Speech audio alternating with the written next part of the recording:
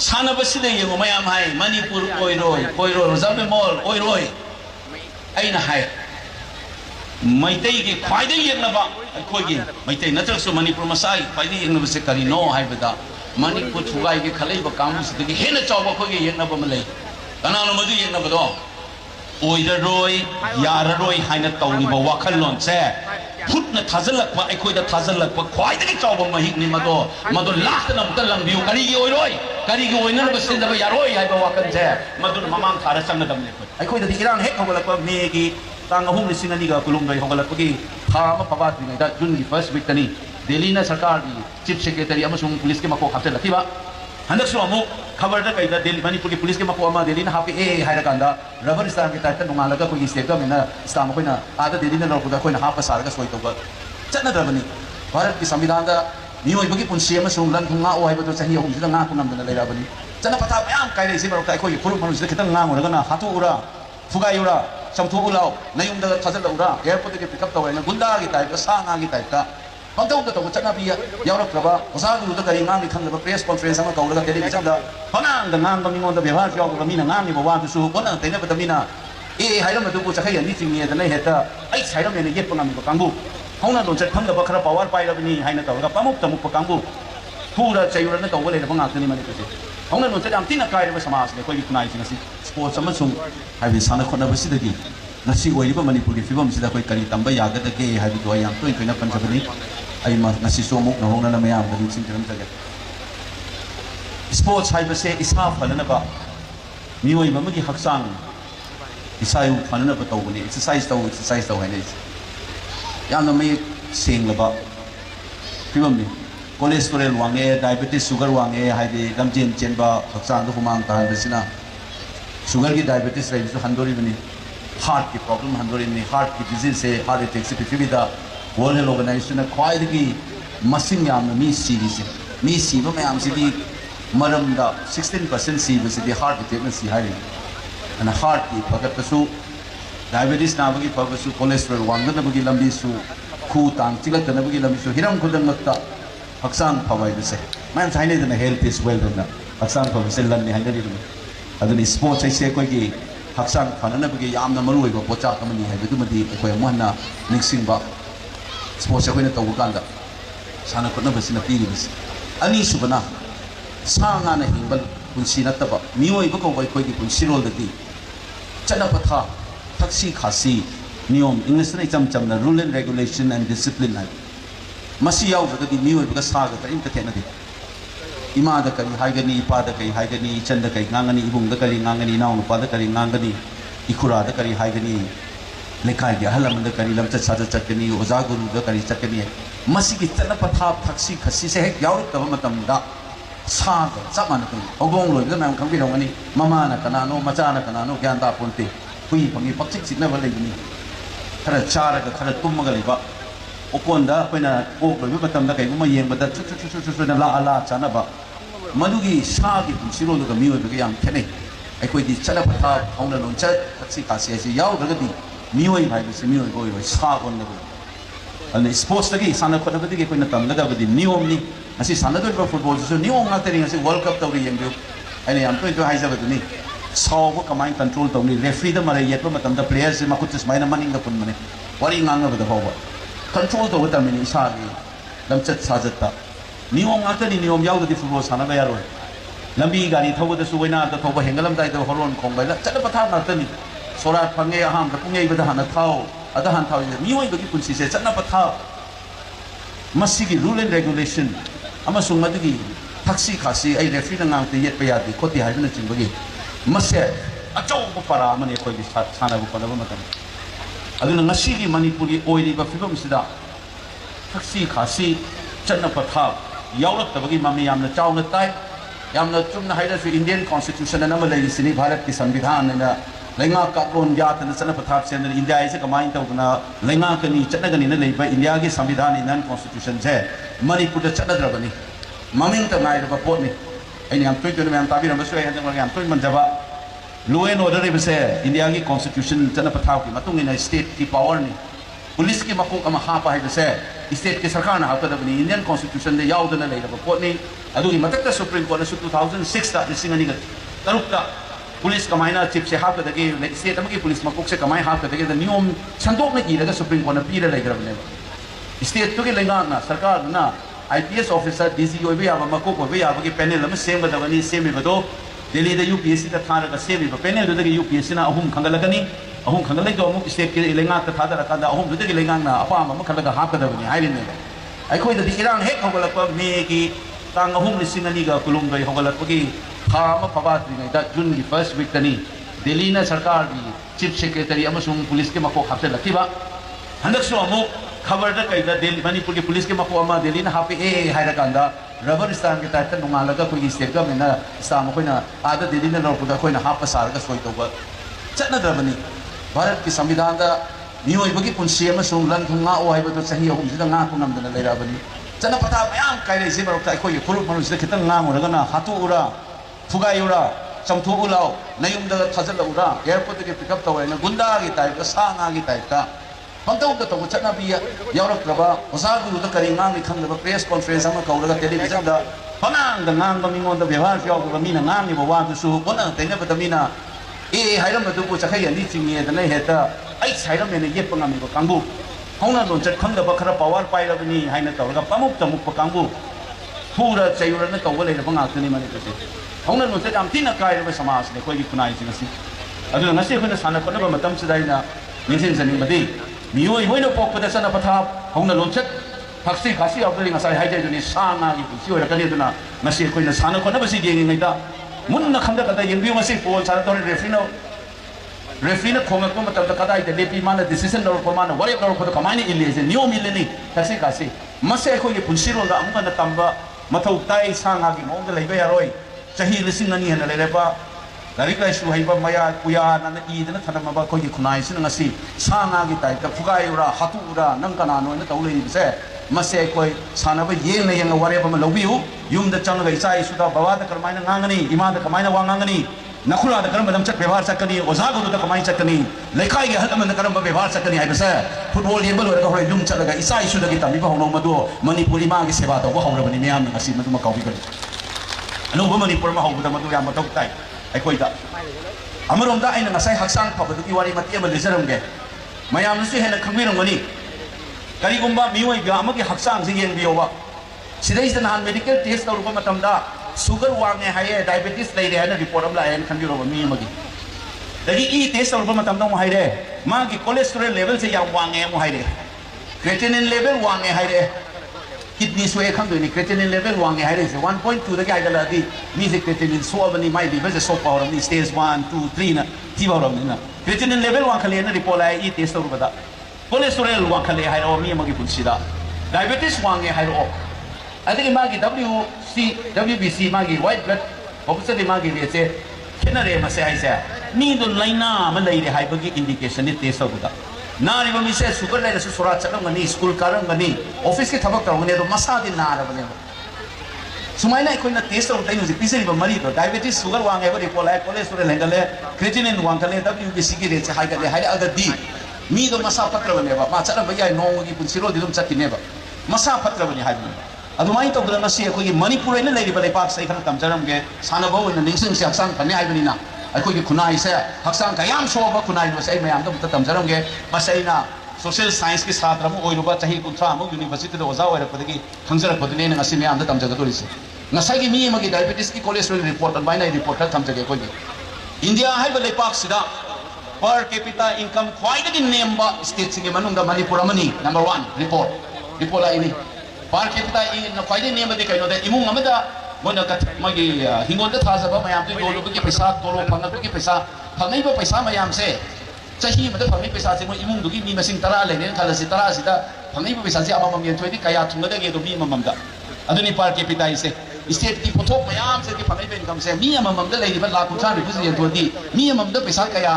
हंगे हाइबसिनि मसिना पृथ्वी कुंबदा इना कुंबा लाइरबगी ओननबगी indication अमनि नसाकी cholesterol वांगे वांगदे ना number तवरे दुमाइना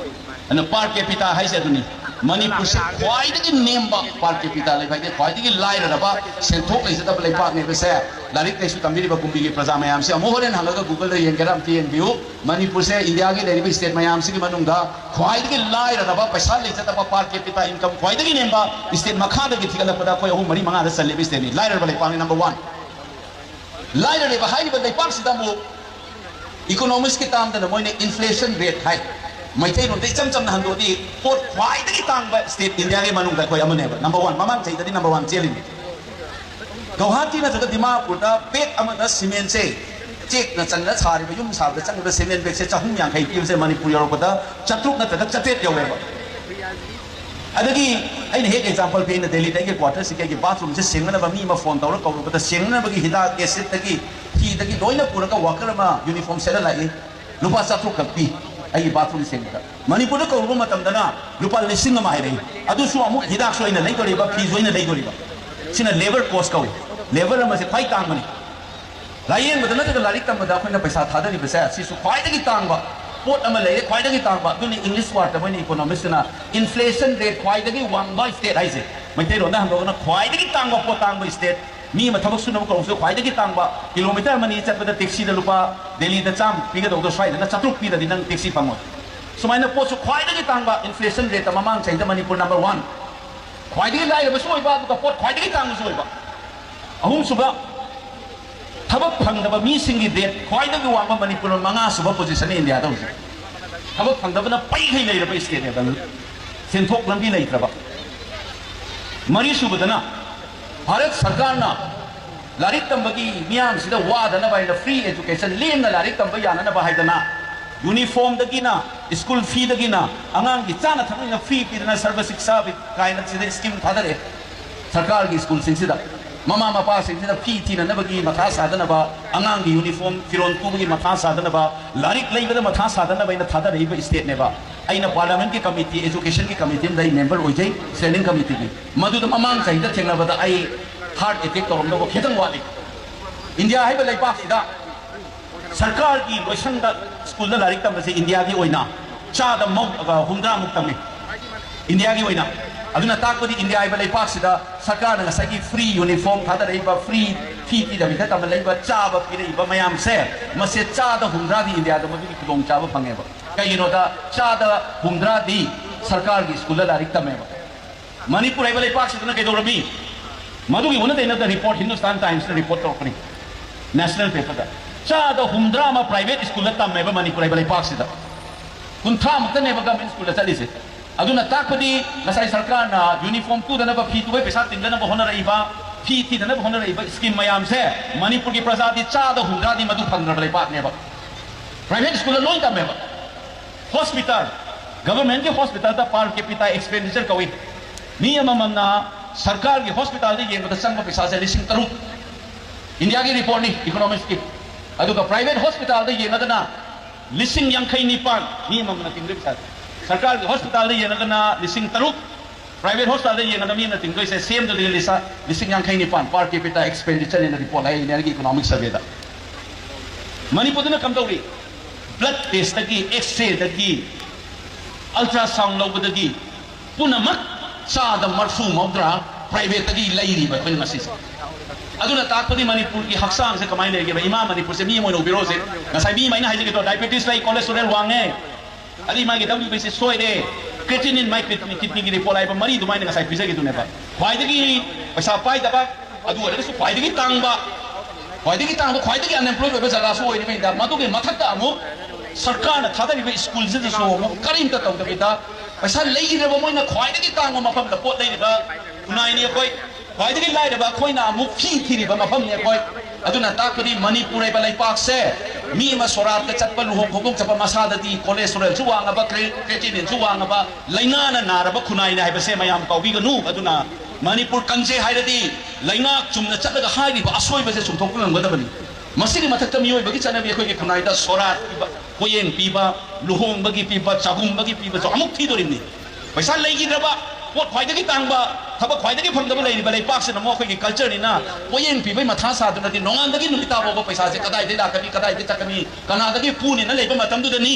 sans lo selaga election matamda lupa lising na mamampiga na talaga noy gi kanon tahoge na lising tara mari mga pira tadoran kanda ngau na sila ise kaino da masaso ba mi mada virus sang mada laya do laina ge mahit sang mada laya ba du haksang do na manipur ima ge haksang se na ra ba mayam do na ne laina mahit sing sing nga sai sang pa da yam laya ba bisa pi ge yam laya dang tari ba laida ne ba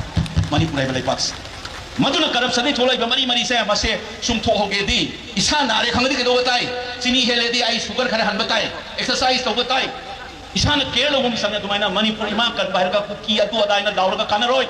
asoi ma sakuna kang ma do tai isa ge responsibility lo re hai ra ka ai khoi na manipur se mamai su me hai de la election dagi wasabi mol gi bota di atu to ge do madu wari oi na ta han bum si aseng ba manipur ki haksang phagana nei na ba khunai ma oi na hona bada lai ba sida akoi madu gi chungthong no hona ho se ngasi gi sana ba gi matam se ai masigi khudong cha se lo rai miam ta hai jar me manipur hai ba lepak se masa su ba lepak ni akoi madu gi mapik cha ba state madu gi khongthang lo kot pa ma thau dai hai ba sinai na ha ma miam da tamjang ani subada loisela ko ina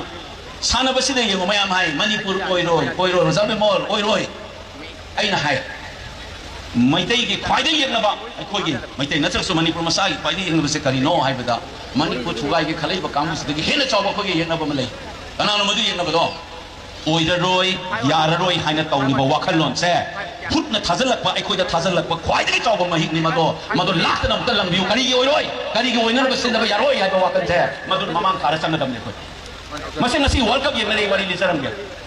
Kali ini football tu gol ahun chandra bau tu opponent na whistle khong tu bau tu kau tu na gol chandra hola risa. Oira ro yaro ini gol ahun sujan ni tu agadi game tu kamai tahu ni. Taruk tarik sujan lagi tu ni tu tahu tahu dah. Yang ni bermain. Gol ahun yang dia betul amuk kari gumma mana yaro ro ini mini manga terada na ini sana balik pula apa. Itu orang ni gol ini chandra lagi tu ni. Kena sukses lah kadoi ni. Aduna ni football ki sport psychology dah hai. Whistle khom di bau tu ni. Nangi fighting spirit tu lihat payah deh. Mai thiri na lihat payah ro. Minute second nama tengah ro su gol nama tang terlalu gena sana kadoi ni ma. Masih sports ki psychology dah players ni tak ever sesuatu. Anak kau kita yang sati ni se. Oi roi, yara roi hai ba mayam. Kena tahu masih tahu kan? Ibu paunan na hairam maning sing view cai tharol kubaba de ibani cai tharol kubaba de ki lokho gani khomjong war bengal la chao na thara le do. Makoi ki maru na di yore. ꯑꯩꯈꯣꯏꯒꯤ ꯃꯔꯨꯅꯗꯤ ꯌꯧꯕ ꯉꯝꯗ꯭ꯔꯦ ꯑꯩꯈꯣꯏ ꯂꯣꯏꯅ ꯁꯤꯔꯒꯅꯤ ꯑꯗꯨꯕꯨ ꯃꯅꯤꯡ ꯍꯜꯂꯒ ꯆꯦꯟꯕꯗꯤ ꯐꯠꯇꯦ ꯍꯦ ꯂꯩꯕꯥꯛ ꯃꯆꯥ ꯁꯥ ꯑꯩꯁꯨ ꯃꯅꯤꯡ ꯍꯜꯂꯒ ꯆꯦꯜꯂꯔꯣꯏ ꯍꯥꯏꯔꯒ ꯅꯥꯀꯦ ꯍꯥꯏꯅ ꯇꯧꯒꯗꯕ ꯏꯊꯧ ꯄꯥꯡꯊꯣꯛꯁꯦꯅ ꯊꯥꯡ ꯄꯥꯏꯔ ꯆꯦꯟꯁꯤꯟꯒꯦ ꯍꯥꯏꯁꯦ ꯆꯩꯊꯥꯔꯣꯜ ꯈꯨꯕꯥꯕꯗ ꯏꯔꯨ ꯃꯗꯨꯒꯤ ꯐꯥꯏꯇꯤꯡ ꯁ꯭ꯄꯤꯔꯤꯠꯇꯨ ꯂꯩꯕꯅꯤ ꯑꯩꯈꯣꯏꯅ ꯉꯁꯤ ꯍꯤꯡꯕ ꯉꯝꯃꯛꯏꯁꯦ ꯄ꯭ꯔꯤꯊꯤꯕꯤꯒꯤ ꯍꯤꯁꯇ꯭ꯔꯤꯗ ꯌꯦꯡꯉꯁꯨ ꯊꯣꯛꯄꯅꯤ ꯁ꯭ꯄꯥꯔꯇꯥꯟꯒꯤ ꯃꯤ 100 ꯑꯗꯨꯒ ꯒ꯭ꯔꯤꯛꯀꯤ ꯆꯇꯦꯠ ꯃꯣꯏ 1,000ꯃꯨꯛꯅ ꯂꯥꯛ ꯂꯩꯕ ꯄꯔꯁꯦꯟ ꯁꯣꯜꯖꯔꯗꯣ ꯀꯤꯡ ꯂꯤꯑꯣꯅꯤꯗꯥꯁ ꯑꯗꯨꯝ ꯊꯦꯡꯅꯕ ꯃꯇꯝꯗ ꯅꯣꯏ ꯆꯇꯦꯠꯇꯨꯅ ꯀꯩꯗꯧꯗꯣꯏꯅꯦ ꯃꯉꯣ ꯁꯔꯦꯟꯗꯔ ꯇꯧ ꯒ꯭ꯔꯤꯛꯀꯤ ꯅꯤꯡꯊꯧꯍꯟꯒꯦꯒꯤ ꯃꯈꯥꯗ ꯑꯣꯏꯌꯨ ꯍꯥꯏꯕꯗ ꯈꯨꯠꯂꯥꯏ ꯊꯥꯗꯣꯛ ꯍꯥꯏꯕꯗ ꯅꯔꯤꯜ ꯂꯩꯔꯒꯗꯤ ꯈꯨꯠꯂꯥꯏ ꯂꯧꯔꯨ ꯂꯥꯎꯅ ꯊꯝꯃꯛꯈꯤꯕ ꯂꯥꯟꯗꯣ ꯉꯁꯤ ꯐꯥꯎꯕ ꯃꯤꯂꯤꯇꯔꯤ ꯀꯣꯂꯦꯖꯦꯁꯁꯤꯡꯗ ꯇꯝꯃꯤꯕ ꯒ꯭ꯔꯤꯛꯀꯤ ꯂꯥꯛꯏꯕ ꯁꯣꯜꯖꯔꯁꯤꯡꯁꯤꯅ ꯆꯍꯤ ꯂꯤꯁꯤꯡ ꯃꯥ ꯅꯤꯡꯁꯤꯡꯉꯒ ꯂꯥꯟꯗ ꯃꯥꯏꯊꯤꯕ ꯄꯤꯅꯗꯅ ꯂꯥꯟ ꯇꯧꯅ ꯉꯝꯃꯤꯕ ꯑꯗꯨꯅ ꯃꯗꯨꯒꯨꯝꯕ ꯄꯥꯎꯅꯥ ꯅꯤꯡꯁꯤꯡꯂꯤꯕ ꯑꯩꯈꯣꯏꯅ ꯉꯁꯤ ꯌꯥꯔꯔꯣꯏ ꯑꯣꯏꯔꯔꯣꯏ ꯍꯥꯏꯔꯒꯗꯤ ꯄꯥꯎꯅꯥꯗ ꯂꯩꯈꯠꯄꯒꯤ ꯑꯥꯔꯊ ꯊꯣꯛꯇꯦ ꯃꯗꯨ ꯗꯕꯜ ꯁ꯭ꯇꯦꯟꯗꯔꯗꯅꯤ ꯀꯣꯟꯇ꯭ꯔꯥꯗꯤꯛꯁꯟ ꯑꯣꯏꯒꯅꯦꯕ ꯑꯩꯈꯣꯏꯗ ꯑꯗꯨꯅ ꯃꯗꯨꯒꯤ ꯑꯣꯏꯔꯔꯣꯏ ꯌꯥꯔꯔꯣꯏ ꯍꯥꯏꯕ ꯋꯥꯈꯜꯂꯣꯟꯁꯤ ꯊꯥꯗꯣꯛꯁꯤ ꯑꯔꯣꯏꯕꯗ ꯅꯨꯄꯤ lawai yang mangi nupi yang se jangan tadi kai yaro sabi mon bali wani kai yengu BJP ki meeting da tell le nupi mam do yengu kai tinang nang din fa ke lai kai so he bada yaw bada ya mai lawai da yaro kai em kai sage masi ki polling ko tamamang MPS na election ka ya pangi ke sigo kana ne hendi ke ba umbi da kana ne hendi ke mamang election do ako ni hendi do ati taw so heli do lawai ne na ifal khatra ba heli do ni ya pa mai di sisu dum khamni do ni nupi ni hai do macha nupi do mantri na kawe na wanda du pisa pi ga de mama do na ne phai phate do khang dang ne ba ana lai ra ba na ta nupi war su lai hai do so apha wai se kai mo khang mani phata wai se kai no lawai hai ba lai te infa lai ba lai te apha phata ma sa loi khang mani mi gi mi ngak tani atu mara loi khang ma ngak tani aduna ai no aroi bi do se hai jar bi se kumri ke prasana hadak lai ba mi khal da su mun na khandara da ima lepa ke ahong mama pro na bhona bada achum khungkhang thangsi नियम चुमना लेपा हक्सांग पपा मणिपुर मो Halsey healthy society मो हेन जारगा दि अखोइना मिखलदा इसा इसा दि चुथोक्से अदुना live election सिदा I now कोइरोंगे से ममांग दि मासे दि कुंथानि कि मांग लेपोन आई खंग खंगी सोशल मीडिया दा माने सिले वोट को बिनि गाइन नमस्ते तौ चले बिना फोन तौ इबो कइनो नंग वोट लेपा मिसेना कुंबीदा अखोइगी रोमेश लवाइना हाइ मैमना ताबियु आई गो साइ मिनरी ने जेनु से इंडिया की number 1 university I the post doctorate भाव को दी तौरते